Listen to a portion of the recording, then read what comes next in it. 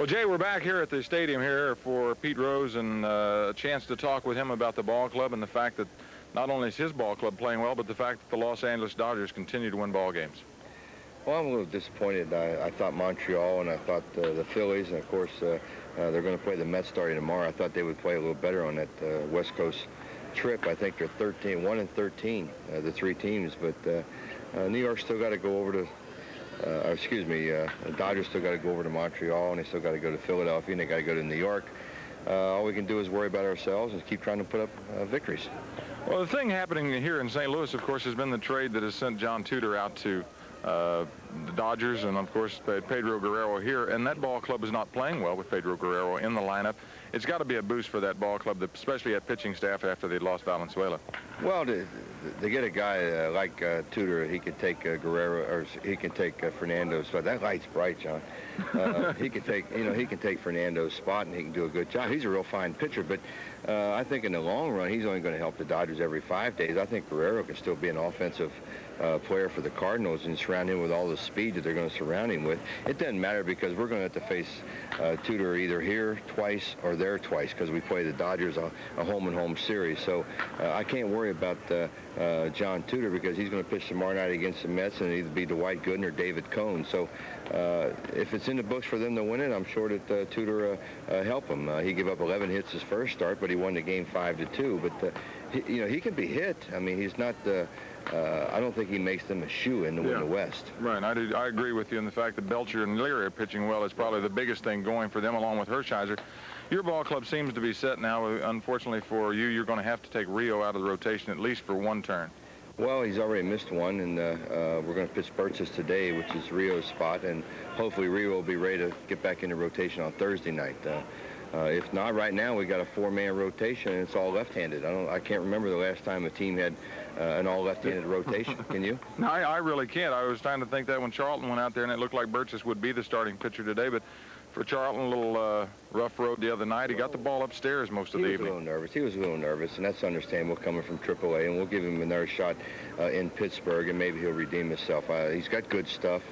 I talked to some of the Cardinal hitters, and they was impressed with his stuff, but he didn't have real good location, and that could be from being nervous.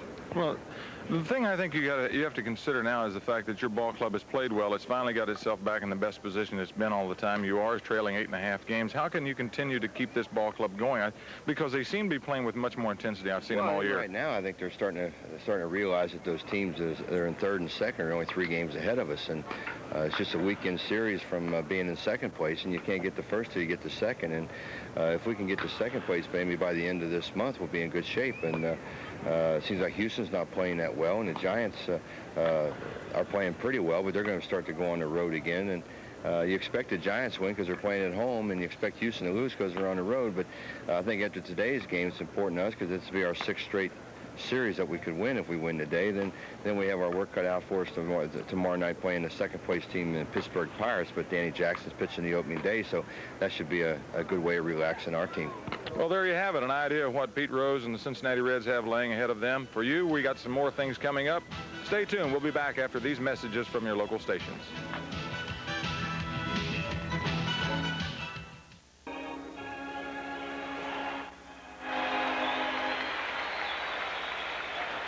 Here at Busch Stadium, another large crowd on hand as there are a lot of Cincinnati fans in town. There certainly are. A lot all over the downtown area at our hotel, and, of course, the Marriott where the Reds stay. It's a big day. Of course, out here in St. Louis, you can always expect big crowds because they've had them all season long. They're still big fans on a ball club that's down in last place, and they'll still come out and root. And, of course, a lot of people wanted to come over and see the Reds. Johnny, just another word about the divisional races. You heard Herzog say that he felt any one of the 3 clubs that are behind the Dodgers have an opportunity at the moment, and there are the remaining schedule situations.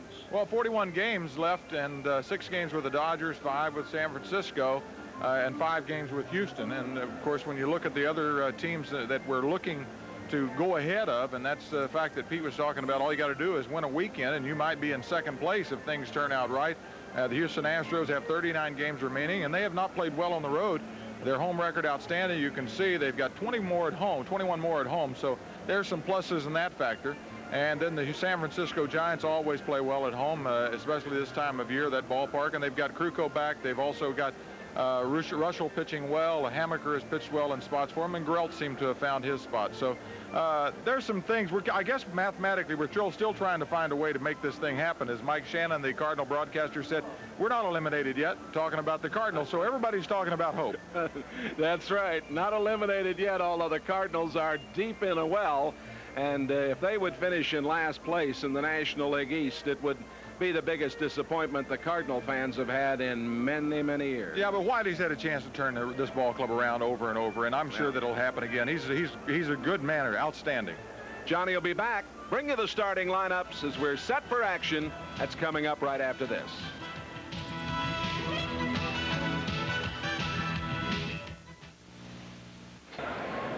Here at Busch Stadium, we're ready to go. We'll bring you up to date on the lineups. Chris Sabo is standing in there after Daniels had grounded out to first base. They got underway here a minute or two early. Daniels grounds out. If you're scoring with us, Sabo batting in the number 2 spot. Terry out there on the hill with a record of 3-3, making his first start against his former teammates. The Reds traded Scott Terry to St. Louis for Pat Perry late last season. And foul tip there at the plate. It is Coleman, McGee, and Brunansky in the outfield for St. Louis. Pendleton, Smith, Oquendo, and Guerrero on the infield, and the battery of Scott Terry and Tony Pena. Good look at Sabo. His 36 doubles lead the National League. He's tied for that lead with Galarraga of Montreal. Bruce Frumming, the veteran umpire, calling the balls and strikes behind home plate. And that's fouled out of play.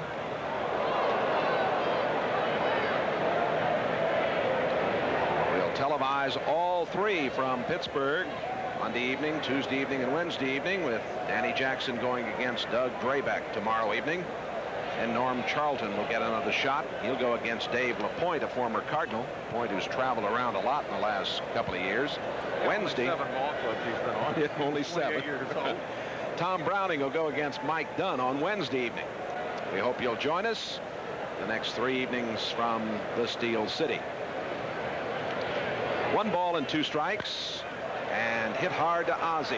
Smith comes up and makes the play. 2 gone. Let's take a look at the lineup for the Cincinnati Reds. Third, number 11, Daniels shortstop. off, Chris Sabo batting second and third base. Barry Larkin plays short. Eric Davis in center field bats fourth. Paul O'Neill is in right field batting fifth. Nick Osaski in first base. Jeff Reed doing the catching today. Jeff Treadway is at first base. And Tim Burtsis getting the start in place of Jose Rio, and he came in and did a nice job when Rio went down the other day. Here's Larkin with 2 gone. Barry batting .286.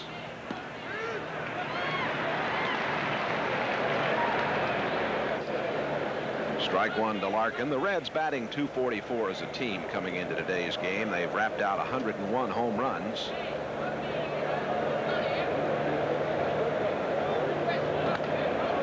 And another one for Smith, who is charging, makes the play in time. The Reds are gone 1, 2, 3. No score after a half inning of play.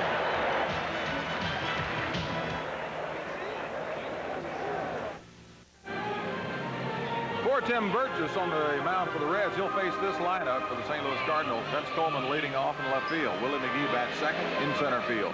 Pedro Guerrero is at first base batting third. Tom Brunansky in right field does the cleanup work. Terry Pendleton is at third base batting fifth. Ozzie Smith bats sixth. Jose Oquendo, boy, what a week he has had. He's been unbelievable. Back-to-back home runs. My goodness, can you believe that? And Tony Pena doing the catching, and Scott Terry is the pitcher. Defensively for the Reds, it's Cal Daniels, Eric Davis, Paul O'Neill in the outfield. In the infield, it's Chris Sabo, Barry Larkin, Jeff Treadway, Nick Osaski. Jeff Reed works behind the plate, and Tim Burtsis on the mound. Johnny, you notice anything different about Bruce Frumming today? Yes, I did. That's what I was trying to get a shot of behind the plate, because Bruce Frumming is working with the air chest protector, the inflatable one. On the outside. And I think that's a good move. I think that's too. smart. I'm sure he's going to be a lot cooler that way. Well, it's easy. It's actually a smaller version of them. It used to be really bulky and big, but the thing is, here in St. Louis, they found out that when they put that chest protector underneath that shirt, they can't breathe, and they're worried about the heat. And, I mean, you got to worry about a guy, especially a guy that may be overweight, or we're standing out there for 9 solid innings. He doesn't get a break. Good to see that old chest protector again. Coleman trying to bunt his way on, and the first pitch outside for a ball. Vince Coleman leading the National League in steals with 63, has a .269 batting average. The Cardinals hitting .247 as a team, have hit just 55 home runs. That's a little high.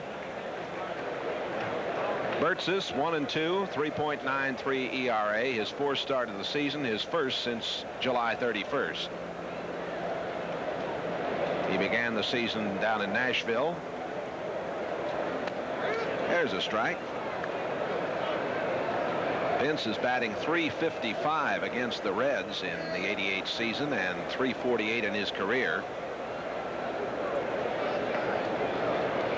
And as we've said so many times, he is the key to getting things started.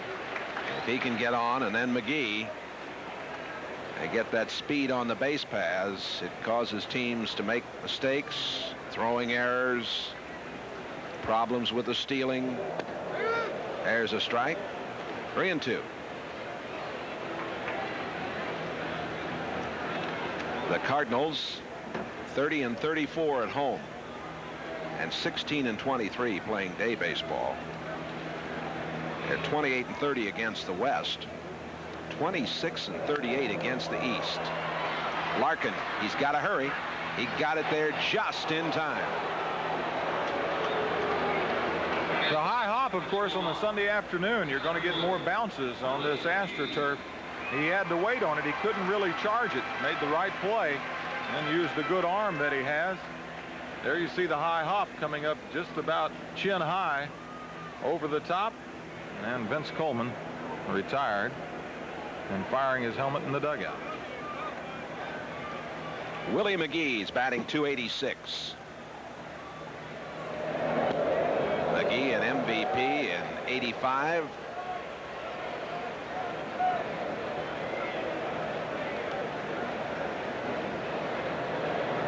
Bertz has faced the Cardinals once in relief this season.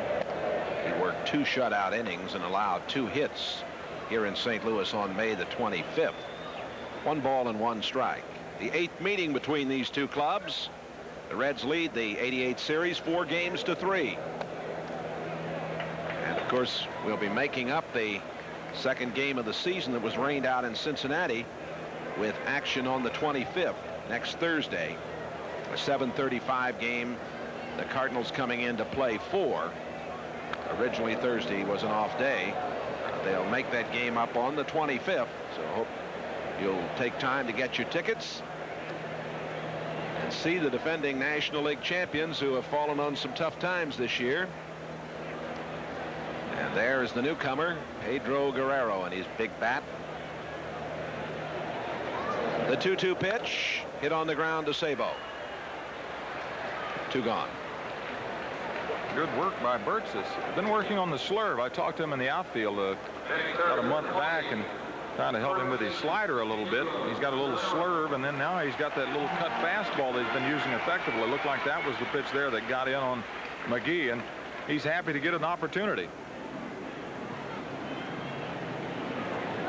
Guerrero has a batting average of .294 as you get a look at Busch Stadium. .330 down the lines, .383 to the power alleys, and .414 to center field. A very spacious playing field. Guerrero with 38 RBIs, only 5 home runs on the year. He was on the DL earlier. Went down to Albuquerque to rehab. Played sparingly there and was right back. Said, "I'm ready." And when he got here to St. Louis, he seemed to fit in very quickly. 1 ball and 1 strike. Well, Whitey made the valid point. He needed some sluggers. He needed some runs scored in this lineup. They have not produced 15 shutouts, as he mentioned. In the high teens or 20 runs where they've only scored 1 run. Sabo throws out Guerrero after an inning. No score.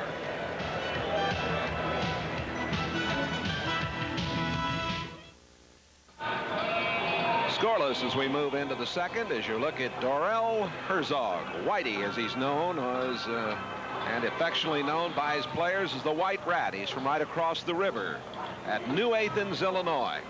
It's been a bad season all the way around for Whitey. The drought here has really hurt the strip mines across the way, and he hasn't even been catching any fish. They've got those pools and those strip mines over there. He's got them all staked out. He said, I usually catch fish all the time or any time, but the fact that the water's down, the oxygen, and the fish are dying. It's been a tough year in Mississippi and for all the... Barry Starr working on the left eye of Cal Daniels. A little debris. When you're looking like that, you're trying to find something down in the corner of it. Dr. John Franco assisting there. Yes, yes.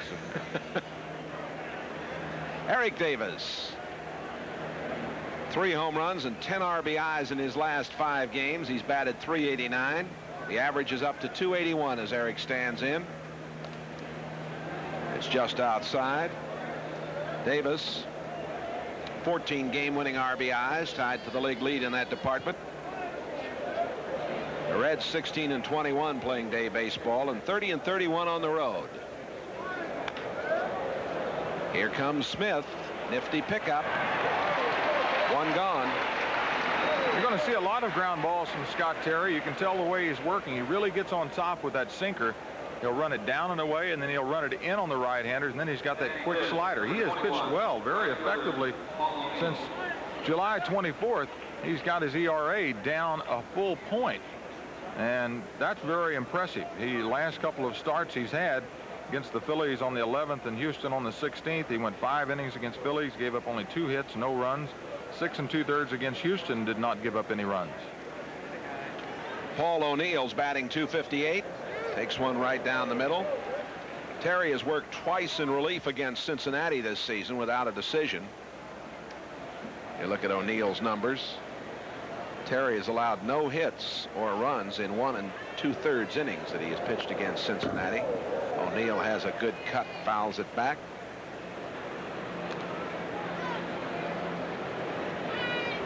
Crowd of about 34,000 here at Busch Stadium this afternoon. Just like in Cincinnati, the stadium sits close to the river in the downtown area.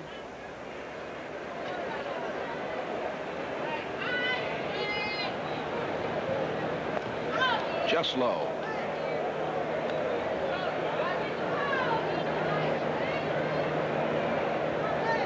Victory today would allow the Reds to go 4 games over 500 for the first time this season.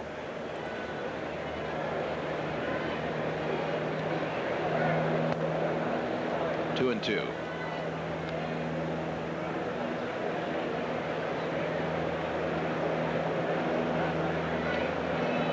The Reds 46-41 on artificial turf. 28-29 against the East, 34-30 against the West. Terry's 2-2 offering. High, short fly ball. That's Smith ranging out. He makes the play. Let's catch you up to date on yesterday's games. The fact that the Los Angeles Dodgers did come from behind and beat the Montreal Expos 4-3. That's half a dozen now in a row, isn't it? That's right. Pittsburgh beats Houston 2-1. Giants beat Philly 4-3, and Don Robinson did another excellent job. He struck out 10 for his 5th win, and the Cubs beat the Braves 5-4. Esaski, who has hit in 6 of his last 9 and batted .346 over that period, takes inside for a ball. Nice breeze here this afternoon. This is one of the most pleasant days that the St. Louis area has had in a long, long time. They had a stretch of 49 days over the 90 mark and a stretch of about a week or 10 days where the thermometer was up over the 100 mark. 2 balls and no strikes.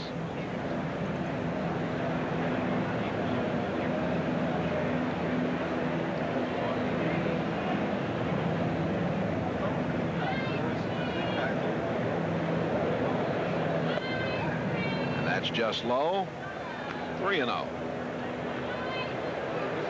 Terry has retired the first 5 in order, but now is in jeopardy of putting Osaski on. Jeff Reed doing the catching today. He's on deck.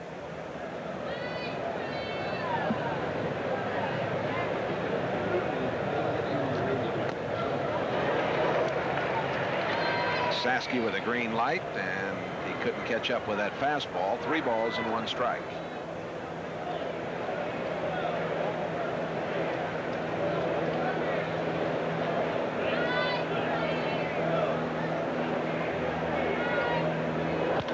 To the right side and down the line. It got by Guerrero, and Osaski going for 2, stand-up double.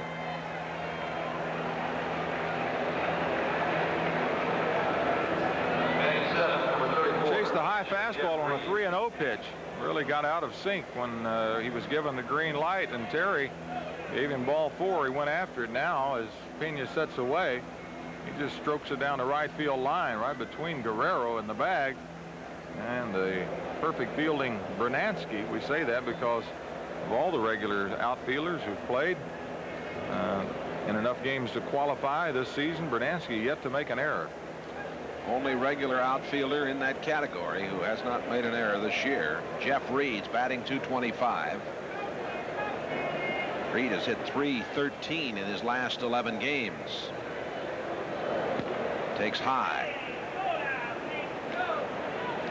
So Osaski's out there at second with 2 gone, and Reed with an opportunity. Jerry Davis, the second base umpire. Terry Tate is umpiring at first, and Gary Darling at third. Another high one, as we mentioned. It's Bruce Frumming, the veteran, behind the plate. A good look at Reed. Reed, along with Winningham, have contributed a good deal, and so did Randy St. Clair, although he's down at Nashville now. The deal that sent Tracy Jones, of course, up to Montreal.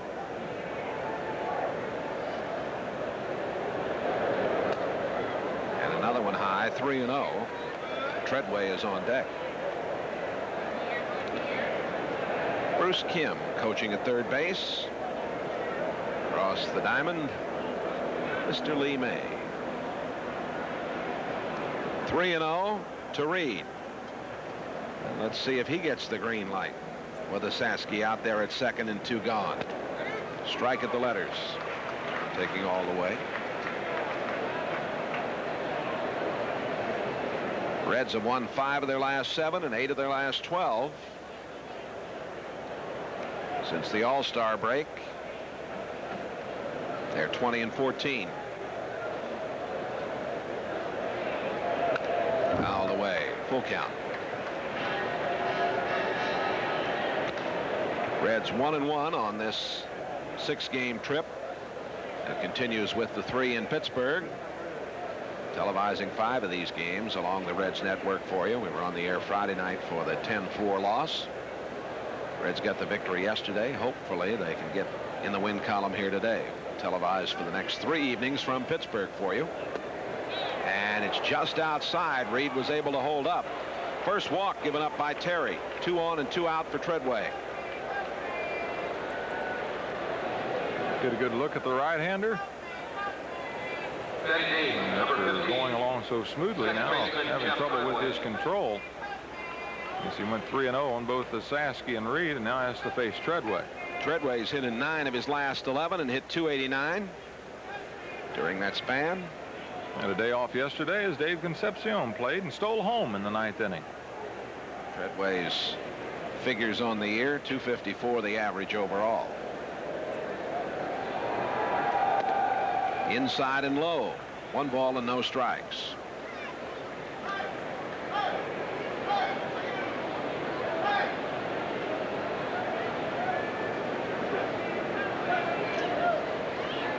There's El Capitan right there in the middle. Meditating.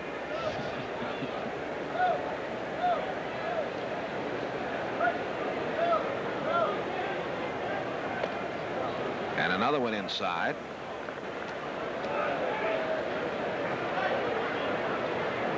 Terry has hit a hard spot here.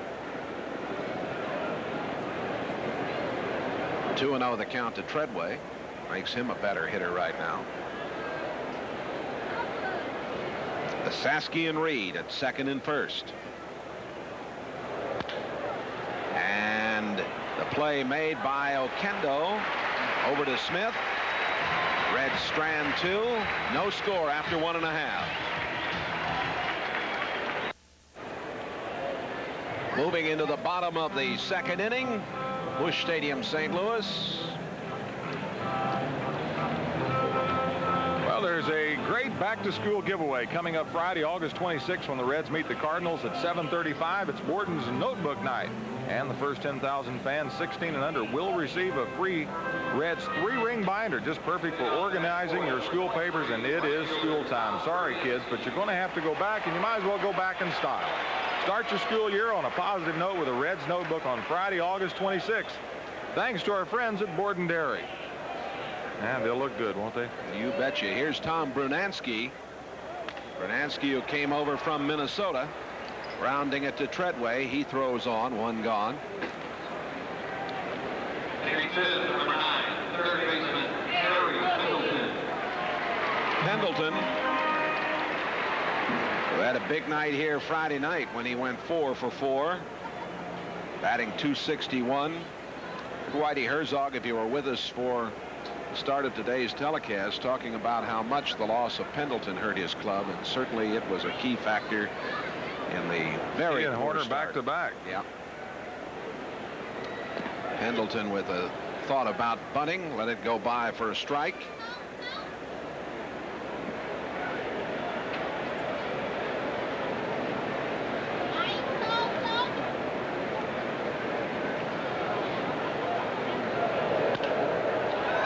Into the right side, foul. Get a look at some of the fans here. Big Tim Burtsis on the hill today. One of the tallest pitchers pitching in the major leagues, 6'7".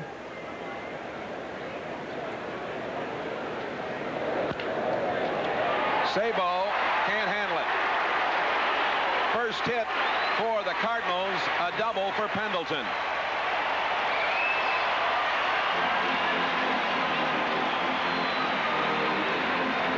It was a tough play for Sabo as he was going to his right. Right at the edge of the cutout in the dirt, Jay.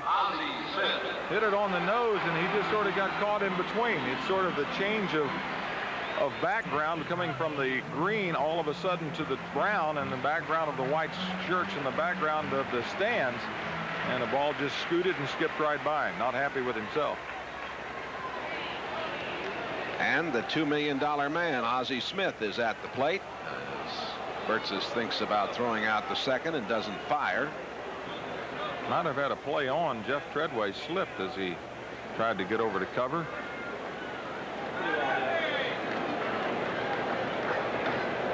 Pendleton doesn't run as well as he once did. He's stolen only 2 bases this year. Smith sharing the team lead with 65 runs scored. Fouls it off right below our broadcast position.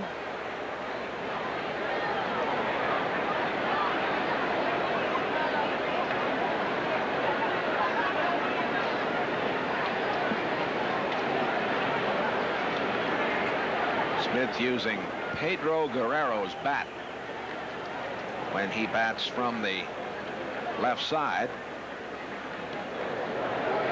That's high. 1 ball and 1 strike. Smith, who has worked very hard over the last 3 seasons, improving his strength.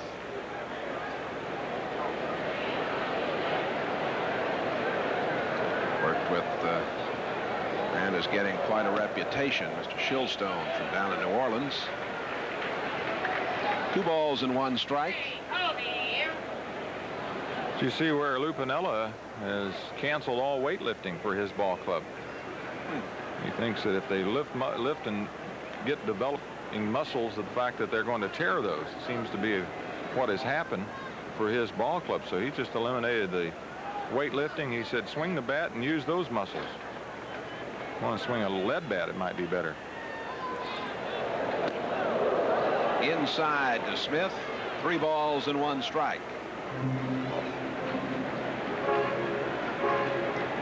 Burtsis retiring the first 4 in order before the Pendleton double to left.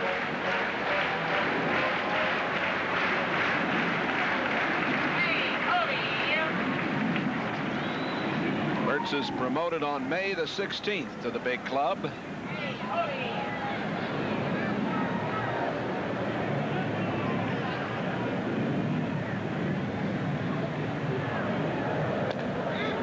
Caught the outside corner, full count. Jose Oquendo, who has been bombing the baseball in recent days, is on deck. Yeah, he was their player of the month in July.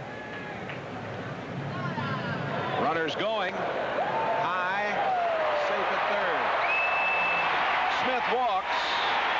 Stolen base for Pendleton. Boy, did he get a huge jump out there. Well, they've been trying to hold him close. That's why Treadway was jockeying back and forth. And Timmy's got that super big kick with a very long time to get to the plate. Well, that's not a bad pitch right there, but too much inside for Ozzie Smith, and the throw high and not nearly in time. No chance. Pendleton could have gone in standing up. Really could. You don't do that, but here's Oquendo batting .283. Don't be surprised Ozzie goes. Yeah, that's right. He's 5 for 8 in this series, Oquendo. And he takes a strike on the outside corner. Oquendo homered here on Friday night and had 4 RBIs. He's had 5 in the series. He homered again last night. A secret weapon, matching his career high with 4 RBI game here on Friday night. He is hitting .450 against the Reds this season. And it's 1 ball and 1 strike to Oquendo. Tim has now gone to the slide step, and surprisingly, if he was worried about Pendleton, he should have gone to that early. Well, he changes back and forth. This time, a little different look, and Ozzie kind of frozen. Smith has stolen 42 bases. He is second on the club to Coleman. 2 balls and 1 strike. Runners at the corners with 1 out, and Burtsis throws over. And he has to make sure that he throws over quickly. He doesn't want to do the lob throw over there because Pendleton at third, and with Chris playing off of the bag, he's able to get a good lead. Not rare that a runner at third would take off on a throw over.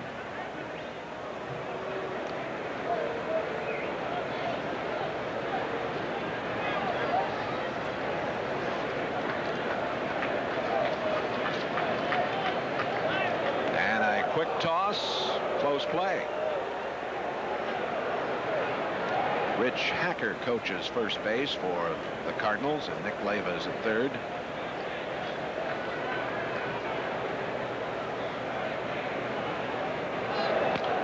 Fouled out of play off the right side.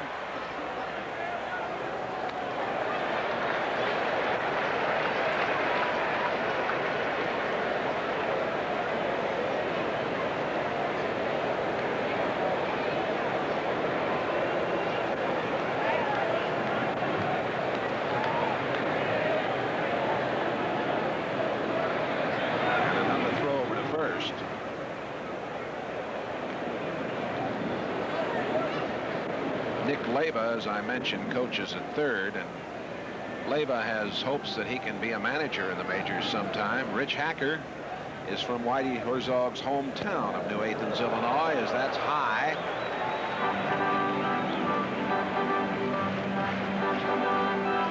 Well, the last third base coach for the St. Louis Cardinals has done well. Yes, he has. Mr. Hal Lanier down in Houston.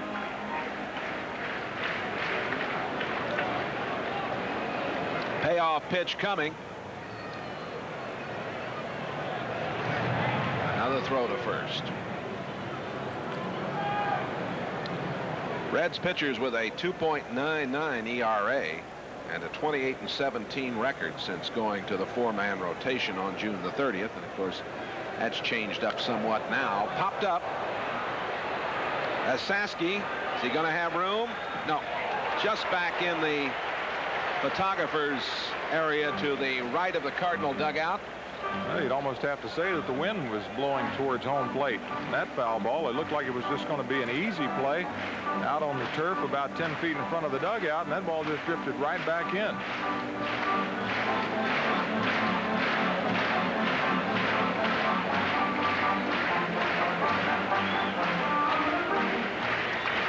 Burtz is turning back to say something to Larkin.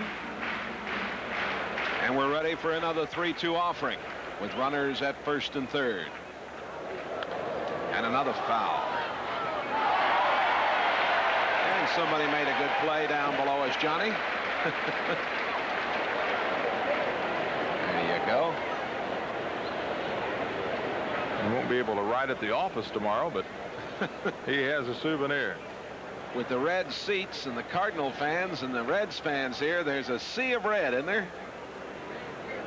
Foul down the left field line as he was bidding for a home run. Well, they may start checking his bat.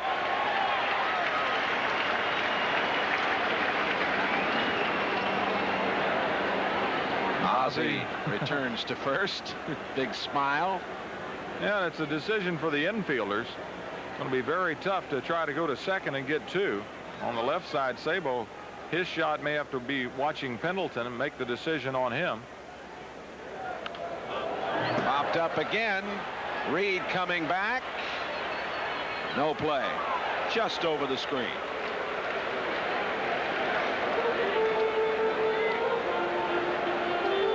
So Akendo providing some thrills and some baseballs for the folks who have come to Busch Stadium this afternoon. Boston leading Oakland 4-2 in the fifth. Seattle over New York 3-1 in the fourth. Kansas City and Cleveland 1-1 in the fifth. Toronto over Milwaukee 7-1 in the sixth. California at Baltimore scoreless in the fifth. Detroit leads Chicago 2-0 there in the fourth. Okendo has only struck out 25 times in 332 official bats. Need a line drive. He strikes out here in a play at second, not in time.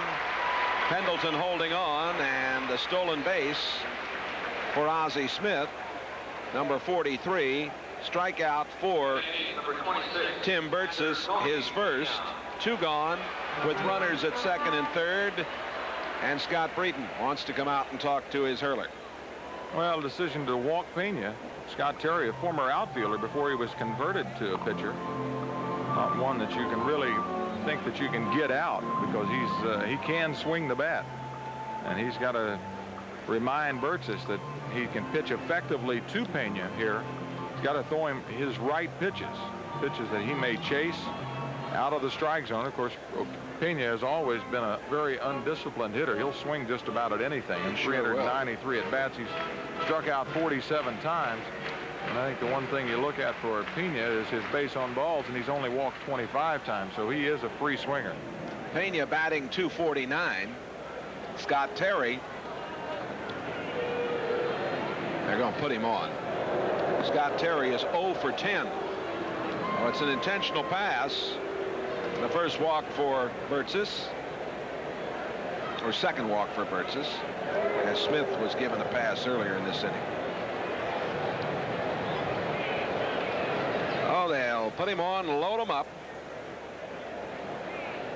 And Terry will have the opportunity to help his cause.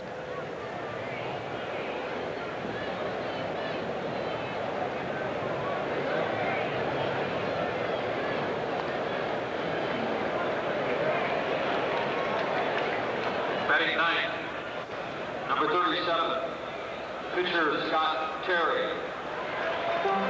Pete Rose. Whitey Herzog.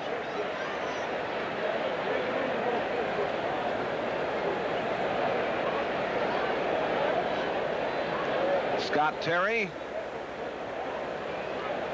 with the Sox jam. Bottom of the second inning.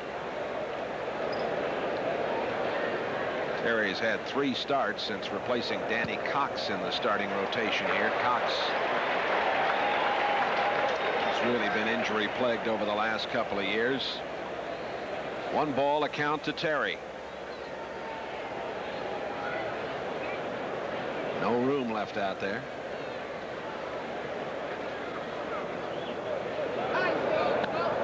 That caught the inside corner. 1-1. The runners are Pendleton and Smith's at second. Pena at first.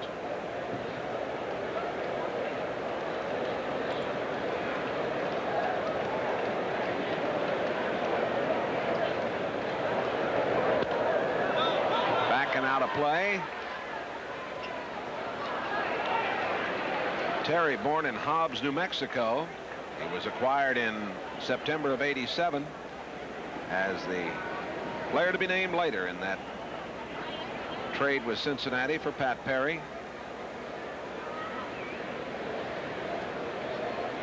Went to Southwestern University down in Texas. The very beautiful school there. Famous glass bottom boats in the lake. Fouled out of play off to the right side. Southwestern University in Texas, the alma mater of one of our late presidents, Lyndon Johnson.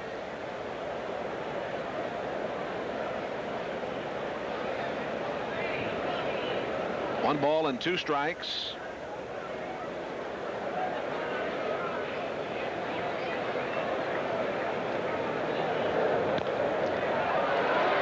Sabo. Uh-oh. 1-0. Sabo misjudging that high hop. Tough play for him. We'll see how they rule it. It's a base hit.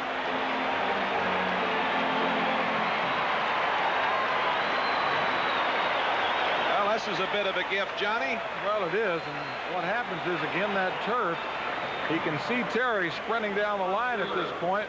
Looked like the ball kind of went left on him after it hit because he was right in front of it, and all of a sudden he had to reach over to his right shoulder to try to make the play. Terry does run pretty well. Well, he certainly does, being a former outfielder, and I can imagine right now that Sabo very discouraged about what's going on. A ball got by him from Pendleton's bat, and now the hop off of Terry's bat has given him a run. And we're back to the top of the order with Coleman, who grounded out in the first. Outside.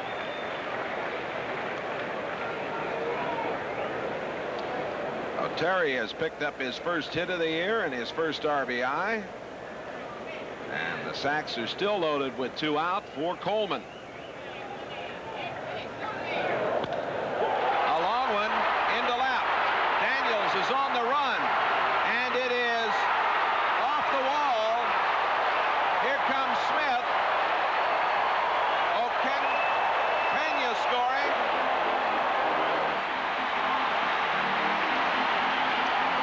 That clears the bases.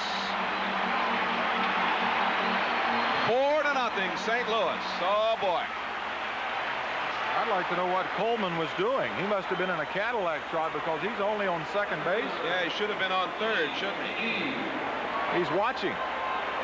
This ball all the way to the deepest part of the alley and hit straight up into the screen and back over the head of Eric Davis. Both outfielders playing fairly shallow for Coleman. You never see him drive the ball like that. And hops, hops, hops, and it's 4-0. And watch Coleman.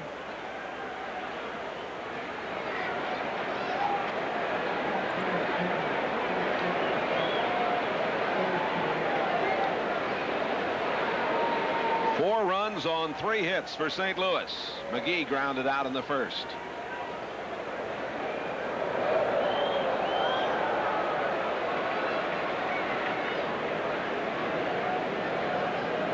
Coleman, who is the best in the business at stealing third.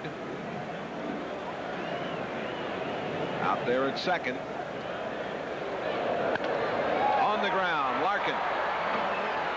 He throws on, but there is a lot of damage done. Cardinals lead it 4-0.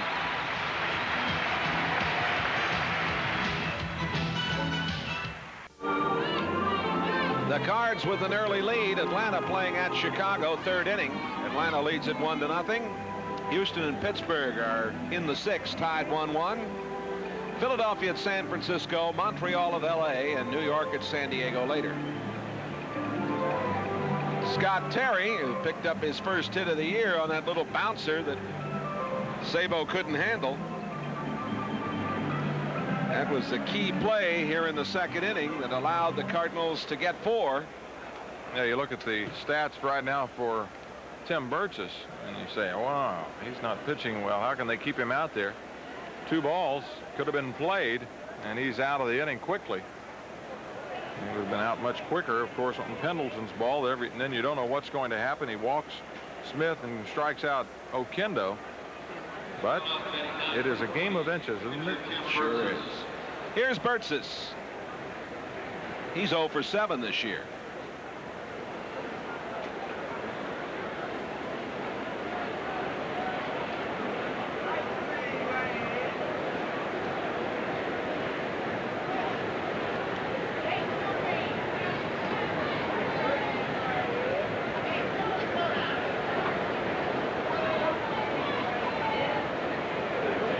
One ball and no strikes to Tim.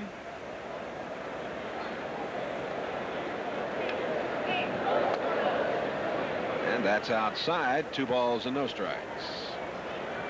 Pitcher has a 4-run lead. He's facing a pitcher, and he's trying to hit the corners. Yeah. Of course, his ball moves a lot. Maybe you got to throw for the middle of the plate and try to hit the outside corner. As much as his ball's moving, that's where Pena's going to set up. That one's in there.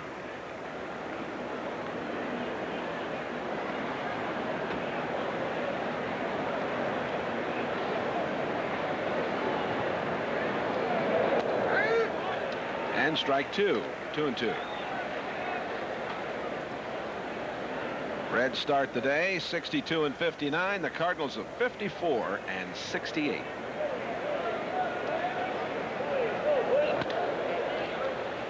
Another one for Ozzie.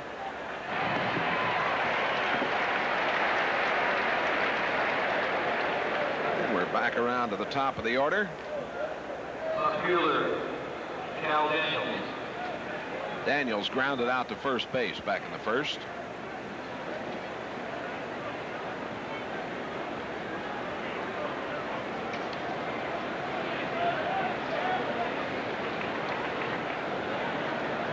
Daniels with that .397 on base percentage. Number 1 in on base percentage in the National League.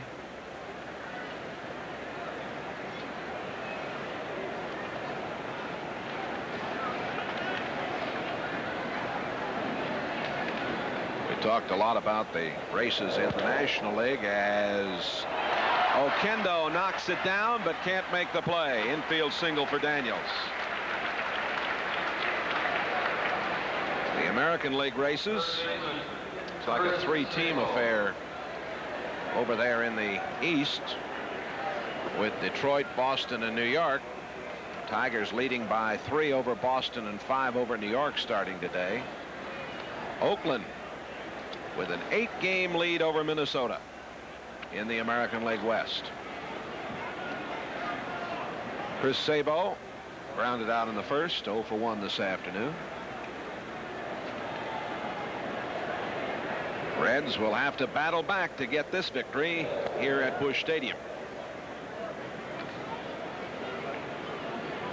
Ball 1 to Sabo.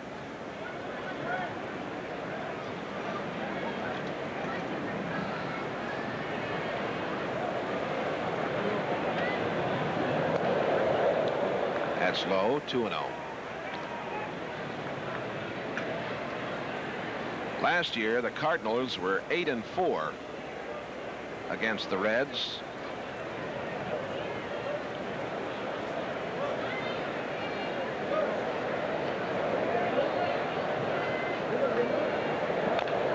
Fouled out of play. 2-1.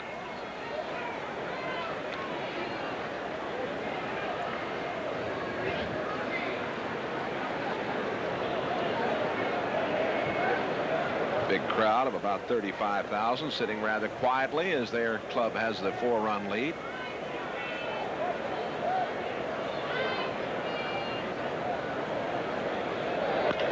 Sabo with a 1 into left. Coleman has to hurry. And he can turn the burner on. He plays deep. Almost misjudged the fly ball. He has that afterburner, as you said. As soon as he saw where it was, he all of a sudden kicked it in. Hit off of the end of the bat, which fooled Coleman a little bit. For a second, it looked like he was going to drop, and then he's able to catch it above the knee. Most outfielders would have been diving for that ball. Larkin grounded out in the first. Cal might think about stealing here. Perry with a big leg kick. That's a little low and outside.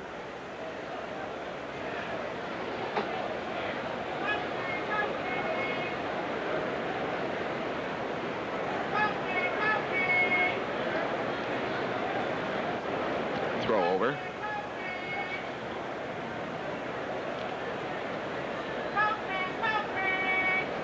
This is Terry's third major league start since '86. He has appeared in 40 games this season as a reliever. Check swing. Pendleton throws Larkin out. 2.5 by the boards. Cardinals lead 4-0.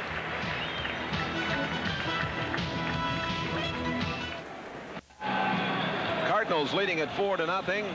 A white-haired gentleman in the middle of your picture, Hall of Fame broadcaster Jack Buck, celebrating a birthday today, the voice of the Cardinals, one of the most talented men in the business, and a gentleman I've had the privilege of working with and knowing for more than 28 years.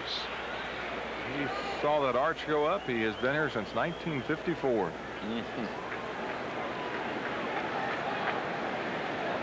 Guerrero, bottom of the third inning. He stands in against Burtsis. 4-0 St. Louis. Strike right down the middle.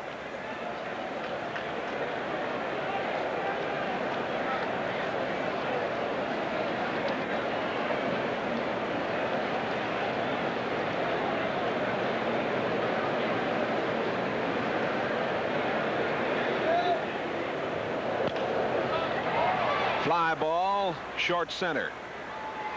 Davis, one gone.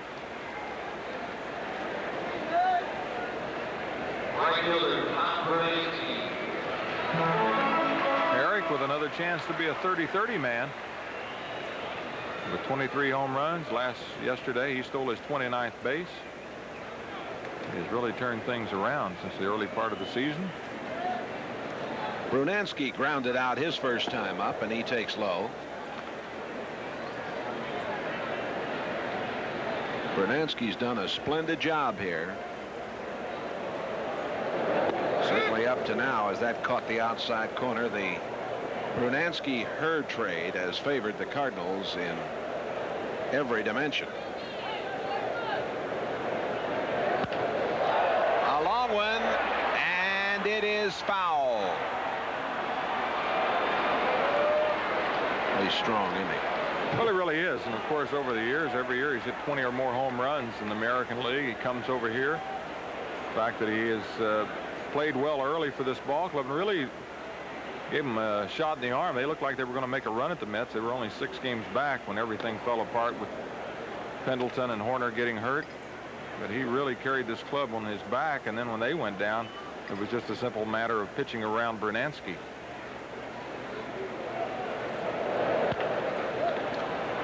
This will play for Osaski. 2 gone. Third baseman Perry Pendleton. Interesting in the remarks made by Whitey Herzog that he doesn't have any problems in the clubhouse, and he doesn't have any problems with these people giving everything they've got. He's had a lot of other problems, but no sweat with that this time around. He is an eternal optimist, but he did state that a couple of years back he had problems in the clubhouse, and we've heard rumors that there were problems now, but he says no. Yep. Pendleton doubled in the second, fouls the first offering from Burtsis back right below us.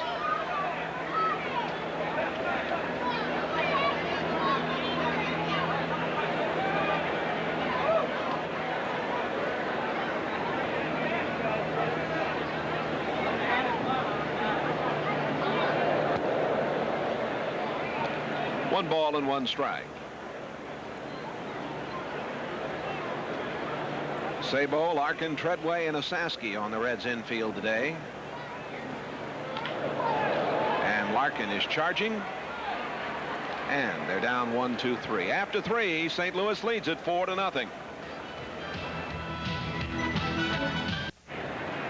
4-0 St. Louis into the 4th inning. Eric Davis to lead it off.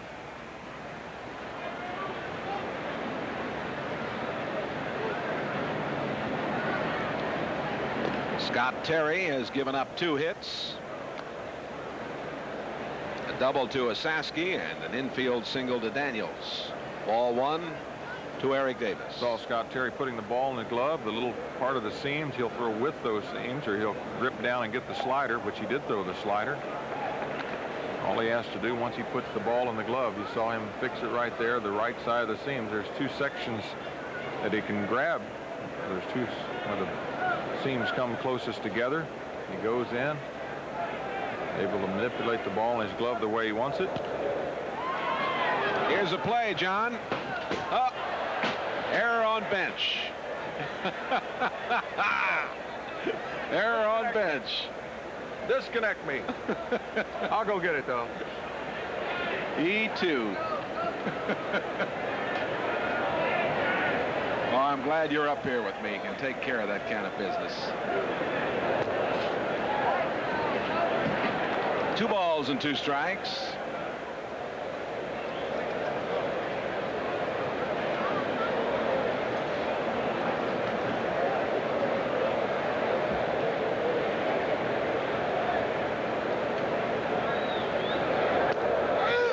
That's a strike. And Davis just glances at Frumming as the strikeout is the first for Scott Terry.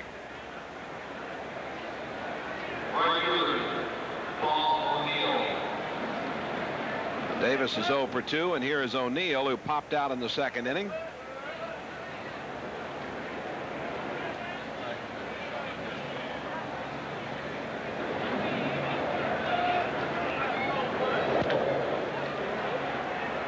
And Oquendo makes it look easy. It wasn't. Well, we did get the baseball, Jay. We talked about the seams, and of course this is the little part of the seams. This is the wide part. His finger's not wide enough, so he goes to this part to get it. When he goes down for the slider, he just scoots it down in here and gets the finger on that slider and then comes off of there like that. So this part's the narrow part, and he can do this part. So whichever section of the ball feels best for him, the higher part of the seam is the one he'll use. Nick Osaski doubled in the 2nd. Batting here with 2 out, 1 ball to count. Nuxhall looked over and said he thought you should have made that play, but he charged you with an error too. That's fine. That's fine. It was a pinpoint deal. He was going to pin my fingers up against this ledge. And that cord in my ear wasn't going too much farther either. You run out of cord, huh?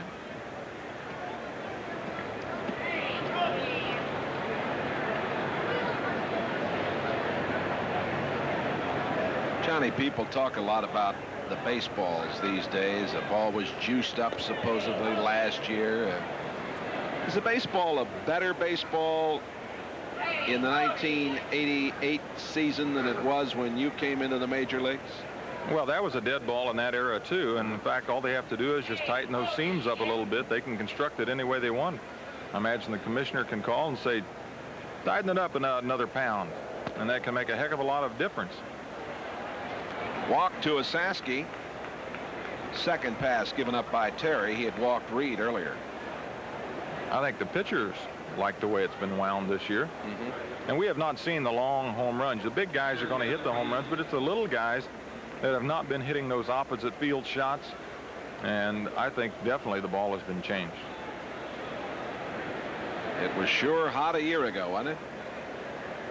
Well, there's much more writing. You know, Bartlett Giamatti, I think his name's a little darker and he's used more ink. Make it a little heavier. And here is a gapper. Reed shot to the wall as Osaski is waved home. And Reed goes for 3. And here's a play, and he is out. That's Jose Oquendo the secret weapon, and Jeff Reed made a mistake, but the Reds are on the board. Reed's double scores the Saski. It's 4-1 St. Louis. Today's game is brought to you in part by General Tire. Get on your Generals and go. And by Lens Crafters. Quality eyeglasses in about an hour. You're watching Reds baseball on the Cincinnati Reds television network.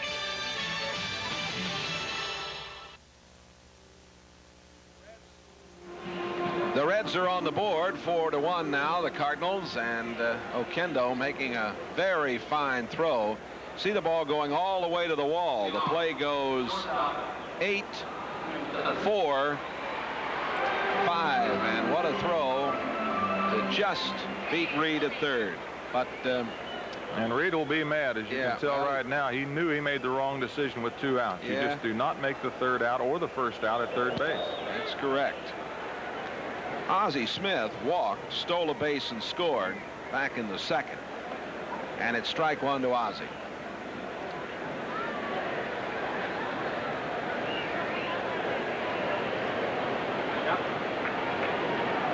Oquendo is one of the reasons that there is a talk that the Cardinals have been shopping Smith. He can play shortstop very well. He can play anywhere, for that matter, and has. Oquendo, one of the most versatile players in the league. Is this going to get out? It is just foul. Whoop. Ozzie Smith, who has hit 3 home runs this year, bidding for number 4 there, just on the wrong side of the pole. Show you where it lands. Just about 2 feet to the left side of that big yellow pole out there in left.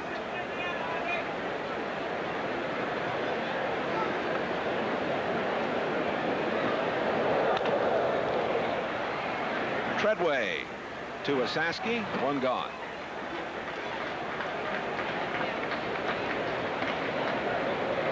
Second base. 1, 2, 3 inning for Pertzis in the 1st and in the 3rd.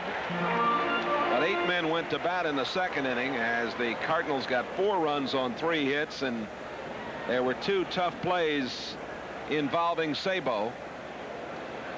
One with Pendleton, and later one with Scott Terry. Single into left for Oquendo, and he is now 6 for 10 in this series.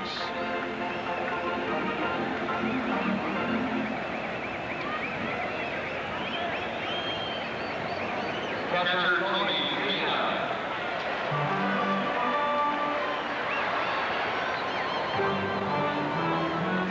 Tony Pena comes to the plate. Pena received an intentional pass in the 2nd and later scored.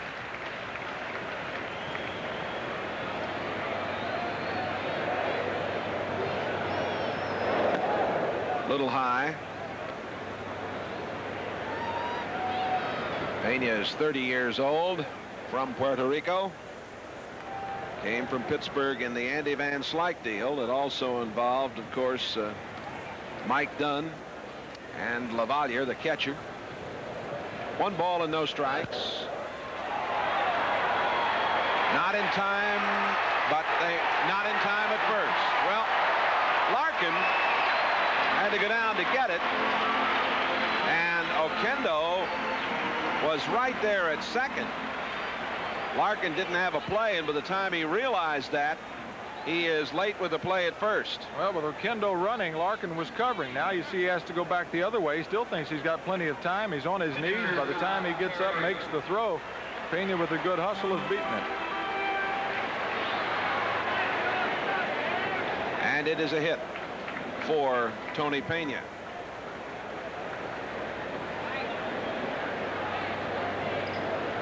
Two on and 1 out for Terry, who got the infield single and the RBI in the 2nd.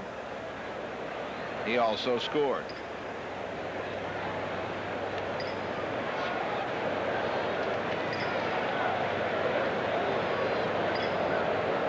Looking for the bunt. It's high. Saski charging down from first, and Sabo pulled up tight at third. Again, you got to be careful here on the rotation play because Terry has the ability to swing the bat if he so chooses. That was a little low. 2 balls and no strikes.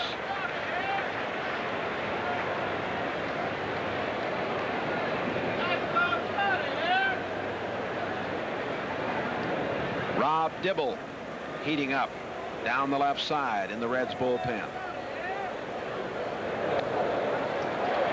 Ball 3. And now Nick Leyva wants to talk to Terry.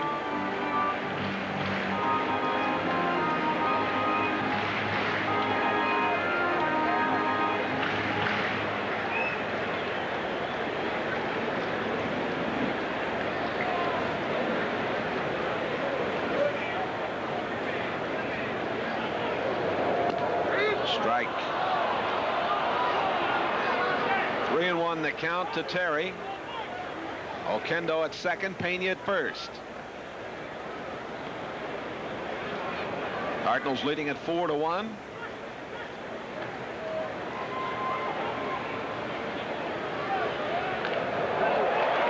bunt. It's a good one. Oh, Burks throws wide. Here comes Oquendo. Here comes Pena, and it is 6-1. Well, sacrifice and an error on the pitcher. Got caught looking around to third. Ball bunted and bounces a couple of times.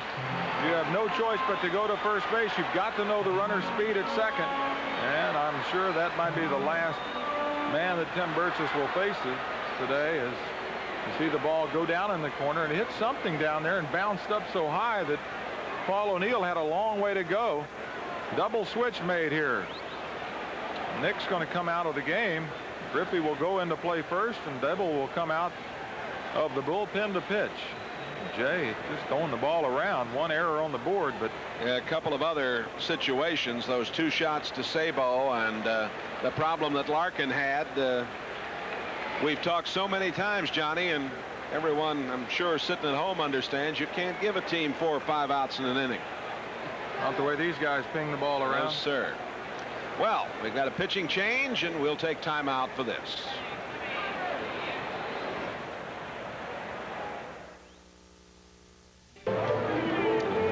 Five-run advantage now for St. Louis as they pick up a couple here, and Burgess is out of the game. Ken Griffey now at first. Griffey will bat in the number 9 spot. Dibble, the new pitcher, will bat in the number 6 position. And Rob has appeared now in 21 ball games, a record of 1-1 with a 2.30 ERA. 31 innings he's pitched, 24 hits, walked 14 and struck out 23.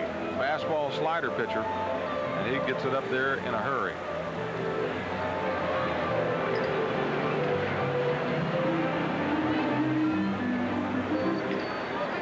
Burgess 3 1/3 innings, 6 runs against him on 5 hits.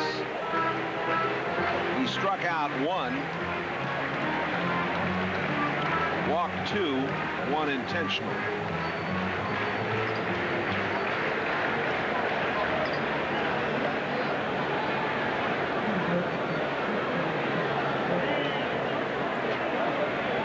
Big, strong right-hander from Connecticut. Dibble will face Coleman, who has grounded out in the second. He doubled home 3.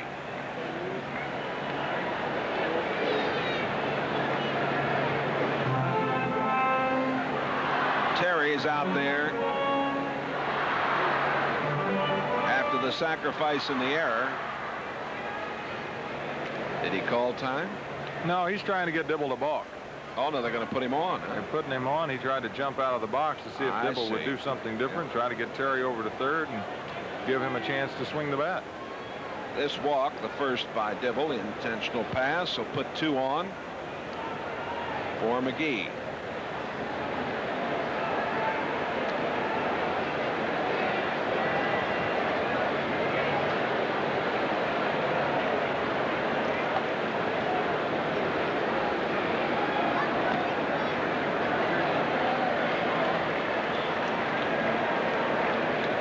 today has grounded out twice. Coleman trotting down there to first. And don't be surprised if the Cardinals, even with Terry out there at second and the pitcher, they might still try a double steal. Whitey Herzog, kind of thing he likes to do sometimes. I don't think he'll push that pitcher, though. No. Here's a shot through the right side. They hold Terry up. The bases are loaded.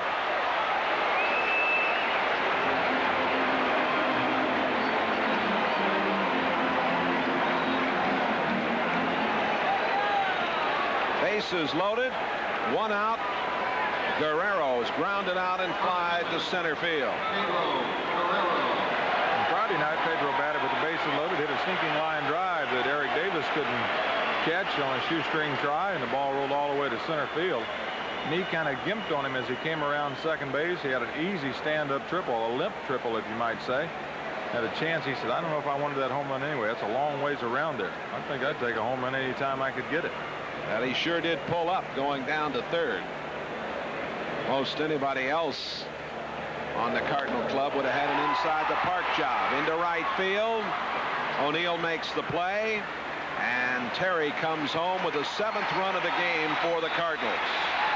Sacrifice fly and an RBI for Guerrero, RBI number 39.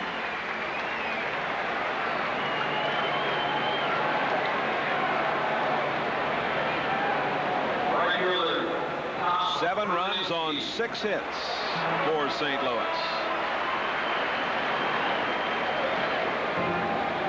Here's Brunansky. He is grounded out twice.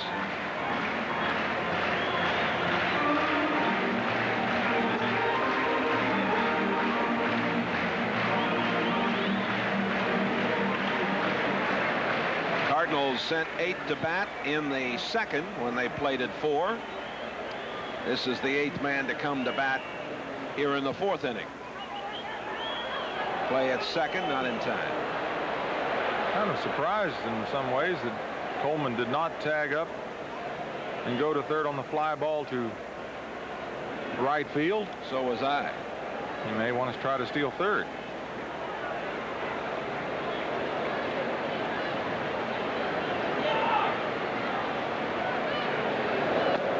A strike to Brunansky.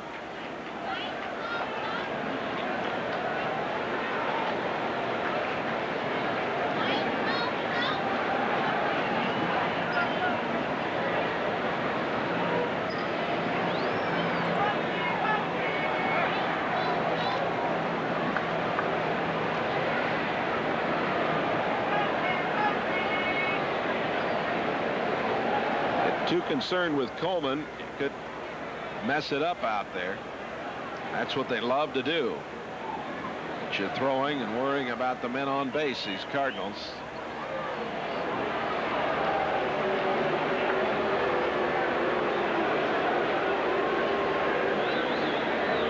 One strike to Brunansky. Dibble peering into Reed.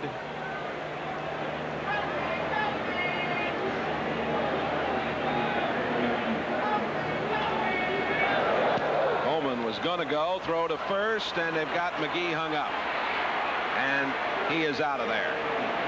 They pick up 3 runs on 3 hits and the error. 7-1 St. Louis.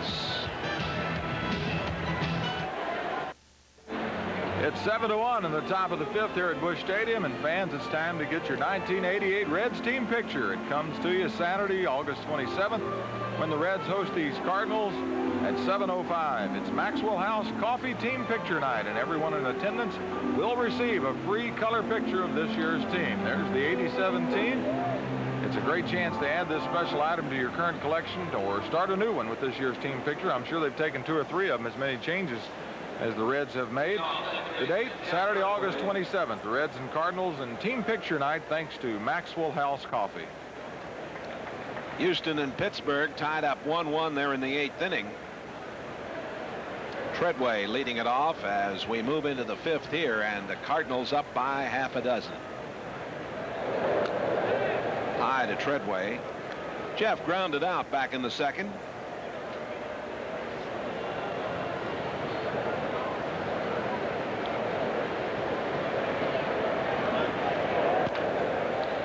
And off the glove of Terry, picked up by Oquendo, makes a nice play.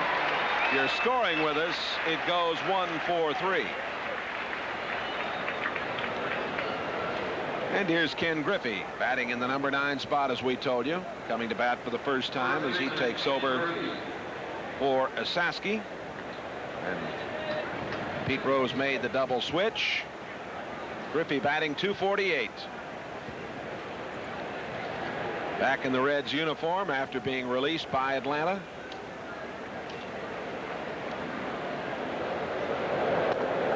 Strike right down the heart of the plate. You know, the play that ended that inning, I wouldn't be surprised. We speculated that Coleman might want to steal third just because he didn't tag up and go. His bluff got Willie McGee already going towards second, and a good smart play by Jeff Reed to throw behind the runner. And Willie was just so frustrated because he got caught out there. He's the one that looked bad on the play. At the same time as a heads-up play by Reed. California leading Baltimore 2-1 in the 7th. Kansas City over Cleveland 3-1 in the 8th. Strikeout.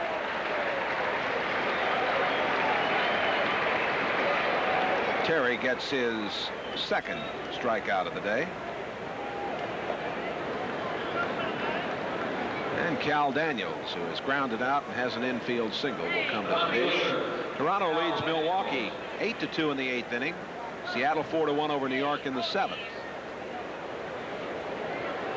California is 2-1 over Baltimore in the 7th inning. Atlanta, Chicago. It's Atlanta 1-0 over Chicago in the 5th. And as we told you, that Houston-Pittsburgh game is 1-1 in the 8th inning. Jack Morris shutting out the White Sox 5-0 in the 8th inning. Other National League games out on the coast with the Dodgers, the Giants, and the Padres all playing home series at this point. Strike on the outside corner.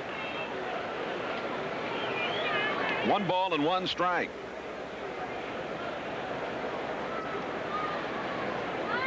Scott Terry rolling along with a 3-hitter, and he's had a lot of help from his mates and from the Reds.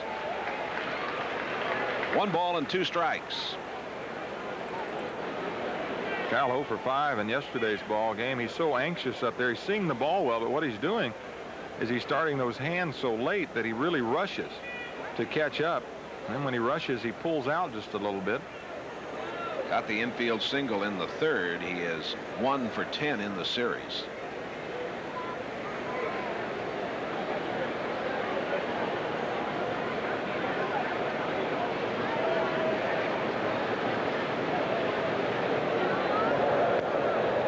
That's low.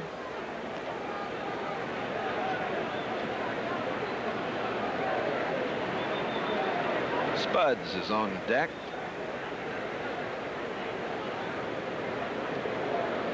The 2-2 pitch.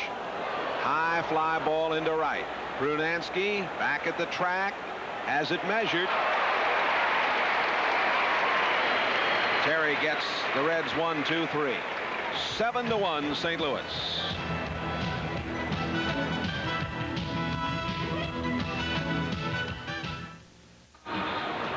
7-1 Cardinals, bottom of the 7th inning, and a special date coming your way that you won't want to miss. It's Snapper Corduroy Cap Day. How about that? Isn't that pretty? It's a nice. I really like this. This is super. I see you gave one to your son the other day. I sure did. Really he loves it. Like the whole idea. It's coming to you when the Cardinals at 2:15.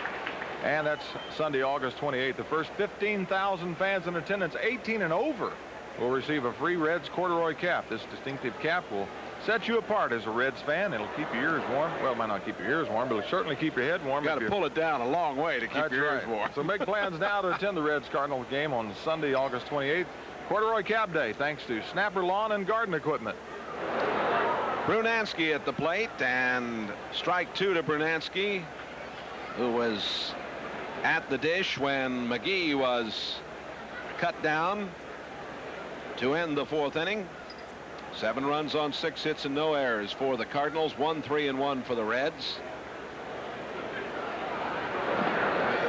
At Caught the outside corner, and that will do it. And for a fourth-place hitter standing up at the plate with two speedsters on base, you're looking at a chance to drive in a couple of runs if you can hit one in the gap. And Bernansky just stand there with his bat on his shoulder at the end of that inning. Now comes back, and well, it's a different at bat when you go up there with nobody on. Yes, indeed. First strikeout for Rob Dibble. Pendleton has doubled, scored, and grounded out. A shot into left. Daniels is there in fair territory. Hit a long run, made the play. Shortstop, Ozzie Smith.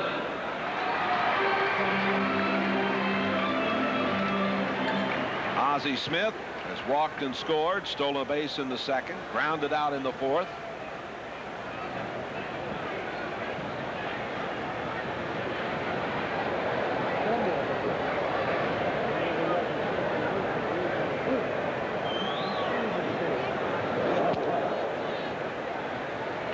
Ozzie not only wrote a book, as you look at Tom Browning, who got the win yesterday, number 12 for Tom. Smith into right field. I'm going to say he not only wrote a book during the offseason, but he's on the cover of GQ magazine as one of the best dressed men in America. Second baseman, Jose Oquendo. Oquendo is 1 for 2, struck out in the second, singled and scored in the fourth.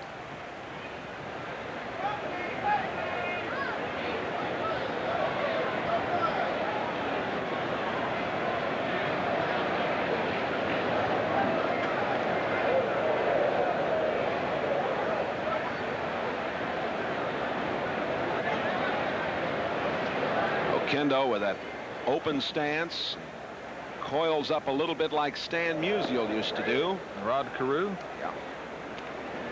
This fella has remarkable hand-eye coordination, and as we've mentioned so often, tremendous versatility.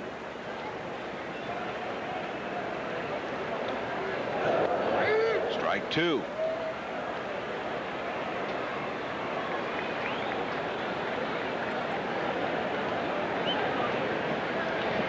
Dibble in relief of Burtsis.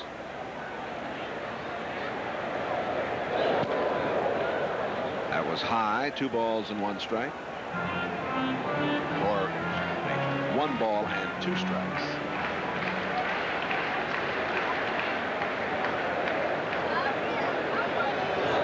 Got him. Strikeout number 2 after 5 full innings. Cardinals lead at 7-1. Johnny along with the play-by-play right after this. Well, it's 7-1, Jay, and I don't know if I can get 6 runs, but I'm going to try awful hard as we go to the top of the 6th inning. Go get him, long ball. Yes, indeed. Chris Sabo will lead off. Yeah. Cardinal fan. Peeking over the edge to see if he can see his favorite player. Scott Terry just cruising along here with a 3-hitter. First pitch, a sinker down, and it's fouled. Back over the top of the dugout.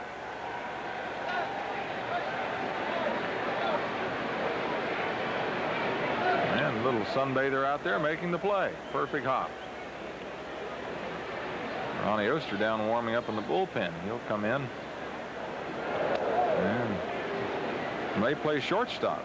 If all things add up, that Larkin is in the on-deck circle, might make sense. I saw him out before the game with Tommy Helms at short, taking some ground balls. 1 ball, 1 strike. Sabo pulls it foul, and O gets his first chance and makes the play. Sabo is 0 for 2, 2 for 11 in the series. Looks down to Bruce Kim for some reason. 1 ball and 2 strikes. Bruce can't help you at this point. Scott Terry, the former outfielder, converted to pitching in the Reds organization. He tops this one. Play for the Gold Glove. He can't make it. Almost a play that Sabo had that he couldn't handle as well, and it probably is a base hit, and it is. Some tough hops down there, aren't they? I tell you, you get so unused to playing in the daytime, and this turf just heats up, and that ball just bounces. There's different bounces all the way around. Very spongy today, and Pendleton has that one just go right off his glove, high above him. That's what speed will do. You know, a runner has that good speed. You're playing deep with 2 strikes. Well, so Sabo will lead and more than likely will stay there, not try to steal. Ground ball to Oquendo. Quick flip to Smith. Turn over. Nope. Poetry in motion to watch Smith come across the bag. Sabo slide, gets him up in the air. And the speed of Larkin, not enough to get the double play. Fielder's choice. And Eric Davis will stand in, 0 for 2. 3 for 9 in the series. Led off the Friday night game with his 23rd home run.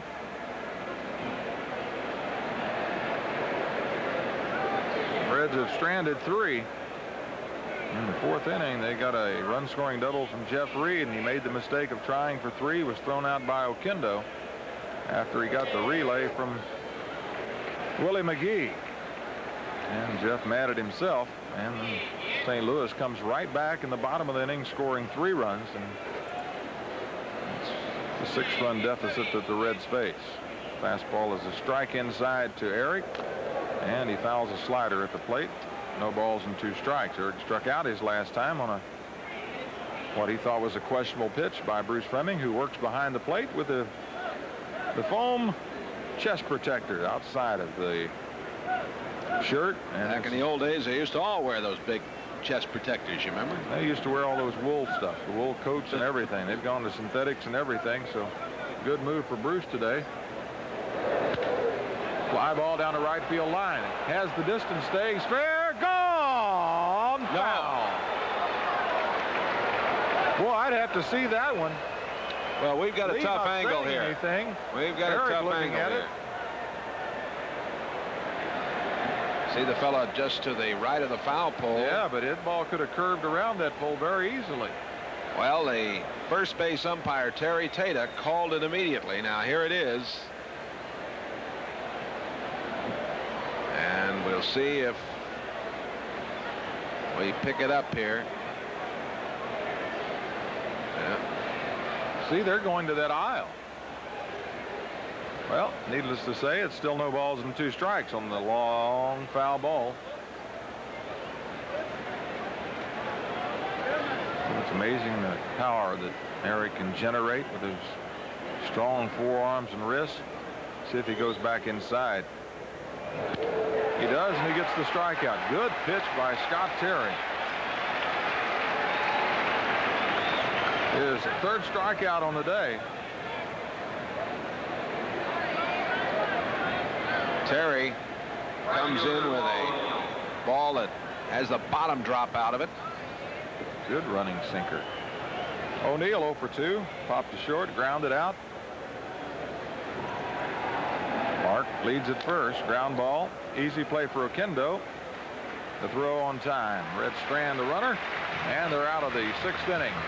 It's 7-1. Cardinals lead it. Pretty young lady enjoying the Cardinals lead here at 7-1. Concessionaire is working to their dream. Ball hit down the left field line past the diving Sabo for Pena. It'll be a double. Daniel plays it off, gets it back to Ron Oster. A new shortstop in the game is Ron Oster. And Pena calls time to get rid of the glasses. And 3rd double of the afternoon for the Cardinals. 2nd hit of the day for Pena, who's perfect. He was walked intentionally in the 2nd, singled, scored in the 4th, and now is aboard as the leadoff batter here in the bottom of the 6th inning. Scott Terry singled on a high chopper. Really set up the whole inning in the 2nd inning as he grounded towards 3rd. Sabo could not handle the ball on the high chopper. And Coleman hit the bases loaded double to plate all 3 runners. Now aboard, will he be sacrificing or trying to go the other way? Squares around the bunt, a high fastball taken. He was up to sacrifice his last time up in the 4-run inning. Laid the ball down. Burgess looked at 3rd. By the time he righted himself and threw to 1st, he threw it out of the reach of Treadway and down the right field line. The 2 runners aboard both scored.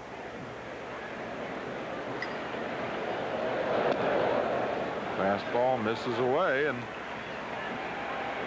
Dibble falls behind, no balls and 2 strikes. Let's pause 5 seconds for station identification. This is the Cincinnati Reds Television Network. Your #1 sports station in Cincinnati, WLWT. 7-1, Cardinals leading.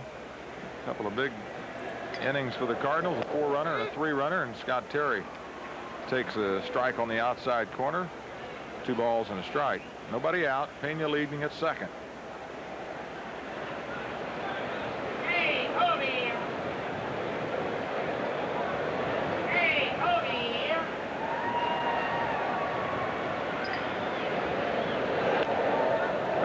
Ups it foul and out of play.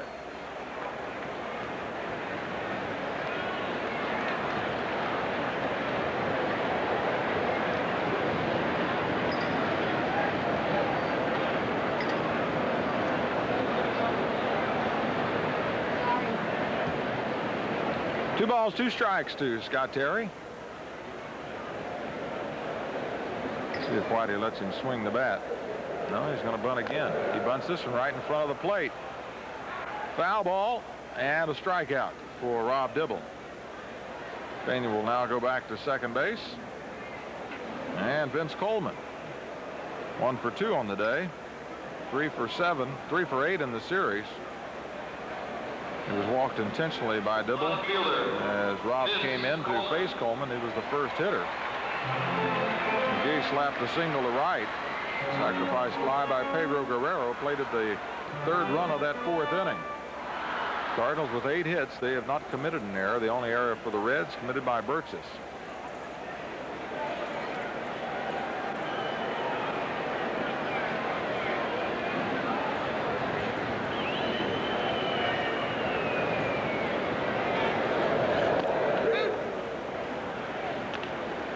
Coleman takes a strike, and Pena with a huge lead.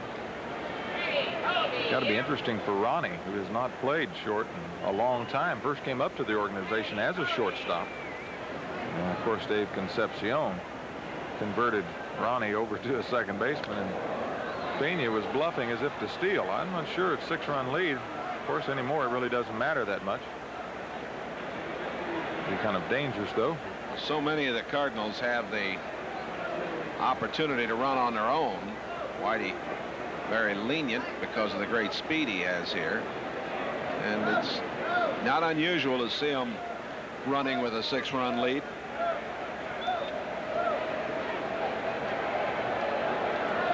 Some teams wouldn't go that route, but that's the way the Cardinals play. 6 for 7 in stolen bases with Pena. And Coleman swings and misses, and strikeout back-to-back for Rob Dibble, and that's his 3rd. 4th. Willie McGee foiled the plans of the Reds as he singled to right after Coleman was intentionally walked with Scott Terry at second. 1 for 3 on the day and 2 for 10 in this 3-game series.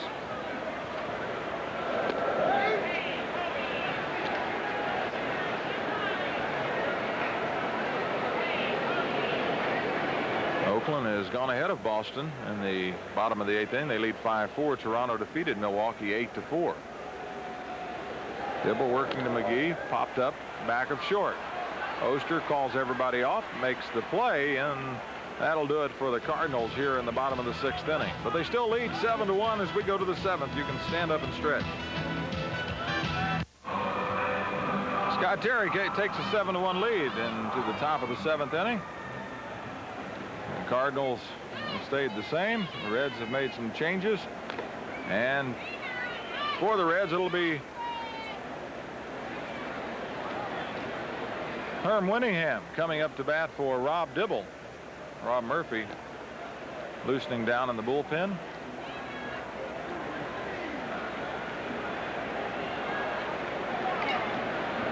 Winningham 1 for 5 as a pinch hitter for the Reds.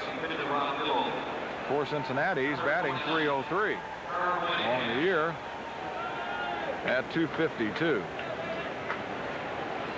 Winningham came over in the trade along with the hitter on deck, Jeff Reed, and Randy St. Clair for Tracy Jones.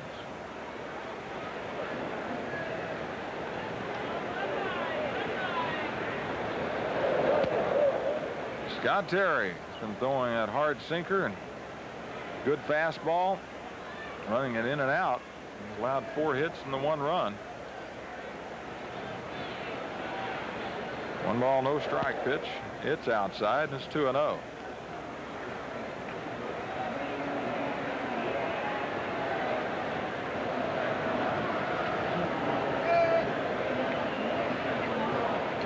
Let's move on to Pittsburgh. Hard hit, and look at Guerrero. He said, I do have it. Waves off Terry and makes the play himself. And Jeff Reed done a great job since coming over. Filling in. Is 1 for 1 on the day. Walked in the second, had the RBI double, was thrown out trying to stretch it for 3. Dibble went 2 2/3. He gave up 3 hits, struck out 4, and walked 1 intentionally. And quickly, there's 2 outs here in the top of the 7th as Pendleton handles Reed. Treadway 0 for 2, 0 for 6. Did not play in yesterday's ball game. Crowd just kind of settling in. It's hot in the stands, comfortable up here underneath the overhang.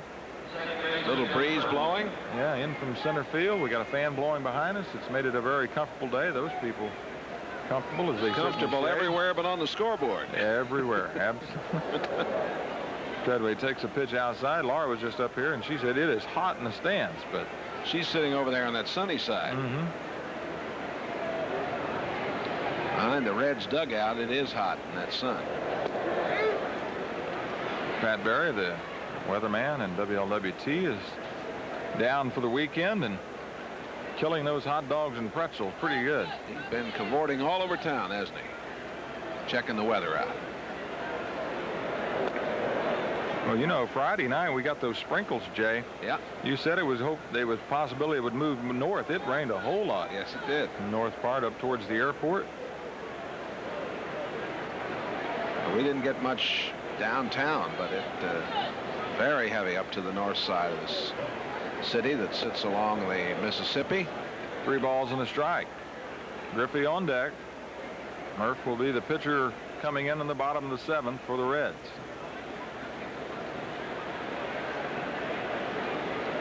Seattle whipping up on New York again, 4-1 there in the bottom of the 8th inning at the stadium.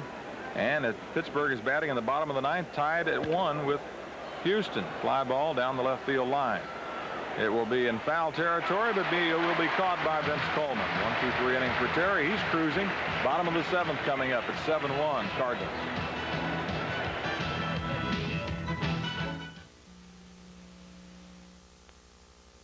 Natty Reds. As we go to the bottom of the 7th inning, it'll be Rob Murphy. He got bounced around the other night pretty good by the Cardinals, Jay. Sure did. I was talking with Murph, and he said, you know, I was high and my arm just didn't have any zip in it. He was very, very disturbed about what happened to him here Friday evening as he came into the ball game in the 7th, and in the 8th inning, Cardinals put it away with 5 runs against him. Well, he has a chance to come back against Pedro Guerrero, Tom Berdansky, and Terry Pendleton. Cardinals leading at 7-1. And Guerrero, who had a sacrifice fly his last time up, looks at a fastball down.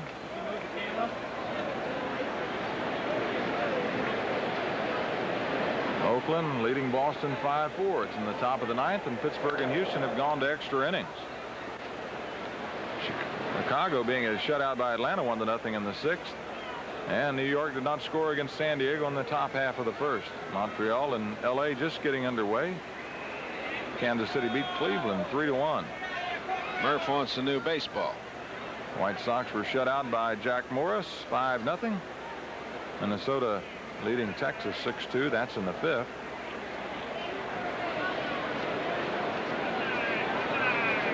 One ball, one strike. And Bruce Fleming says, look at this baseball. He's showing Jeff Reed. And he shows Pedro Guerrero. Murphy was one who asked for a new ball, and now Frumming Must be a cut on it. must be cut up. Murph said, I didn't do it. Reed looked at his glove and said, it wasn't me.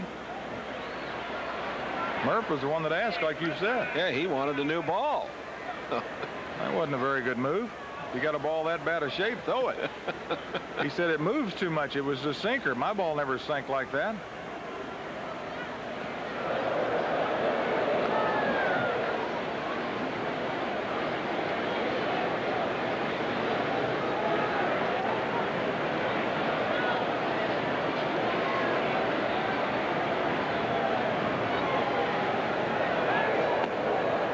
Three balls and a strike. Bernansky on deck as the crowd really has thinned out here. 60th appearance of the year for Murphy. That's tops in the league. Game-winning RBI, Salazar, his 8th for the Tigers. Popped out of play. Game 2 hours old, and if you're sitting on the sunny side, there's more people sitting in the shaded side. They're still comfortable, but the sunny side has started to open up. There's the shaded side. They're very comfortable over there. Of course, a lot of those people on the third base side might have moved over to the first base side. See the bright sunshine beating down on a rather comfortable day, and he took the slider. He was looking fastball, and he got caught. Murphy comes in and strikes out Guerrero. And Bernansky 0 for 3 stands in. Right fielder, number 18.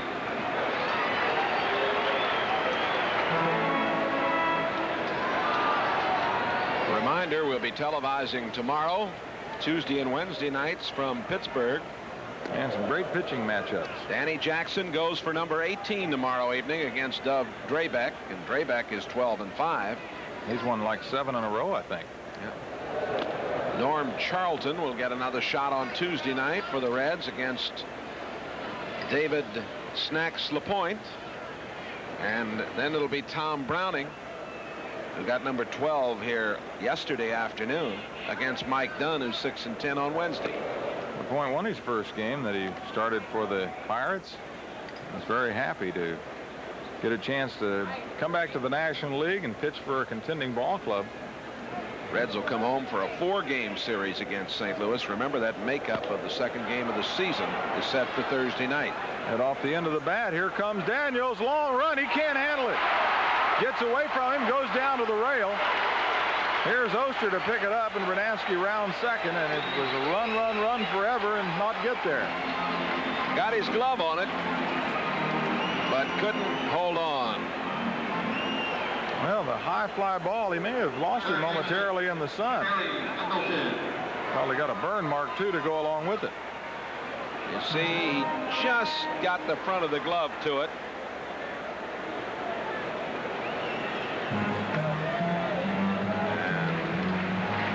Tough. On the turf. Ball is not bounced. The right way for the Reds today. Pendleton, double, grounded out, flied out. Hits one back of first. Treadway will go out. Bernansky will have to go back to the bag at second, and there's 2 gone.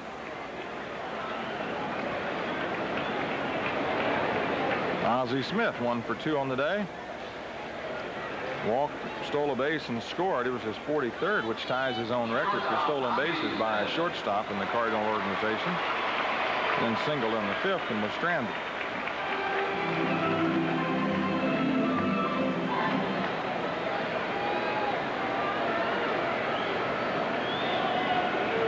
Bernansky leads at second as the outfield plays straight away for Ozzie. Montreal has played themselves out of contention as they've lost 7 in a row and are now 8 games back of the Mets. Yeah, they went into the New York series and they split that series, and they weren't very happy about that, especially Buck Rogers. Hard hit ball, full foul.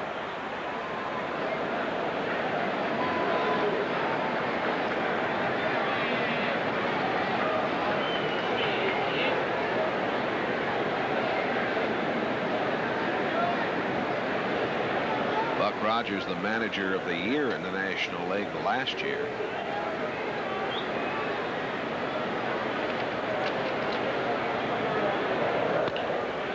Fly ball, right field. O'Neill make the play, and that'll do it for the Cardinals as the Reds come in. The bat on the top of the 8th. They need 6 runs to tie as the Cardinals have opened up a 7-1 lead.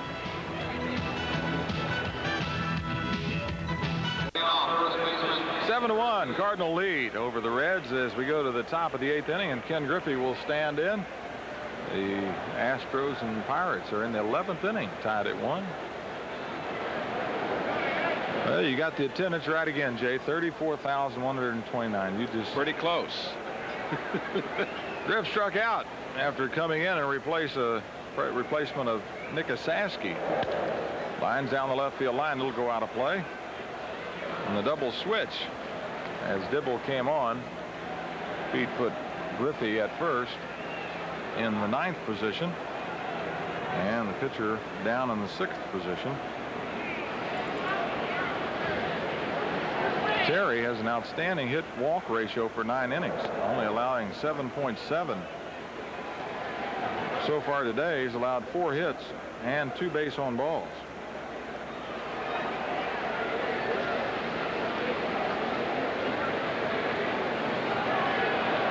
He would like to stay out of the basement. Hard hit ball at Akendo. Jose throws it on to Pedro, and there's one gone. You know what's amazing, Jay? The Atlanta Braves are 41-81, and Baltimore is 42-80. Atlanta has the worst record in baseball now after that horrendous start by Baltimore. And you see some of the numbers of Ripken and Murphy, some of the numbers they've posted lately. Yeah. Well, they've turned things on. Of course, it's a little easier to play when you have guys like Ripken and Murray. Cal Daniels, 1 for 3 on the day.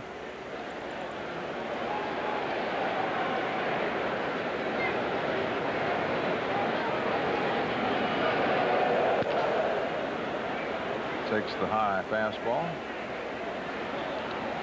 Montreal did not score in the top of the 1st as Neil Heaton goes against Tim Leary. Hard hit right at Pendleton. He'll make the catch on the line drive. Hit it hard, but Pendleton right there playing him exactly right. Well, you mentioned he was a Gold Glover last year. Some people thought he should have won it 2 years ago, and Schmidt got the honor again. Well, some people here thought that Buddy Bell should have won it. That's true.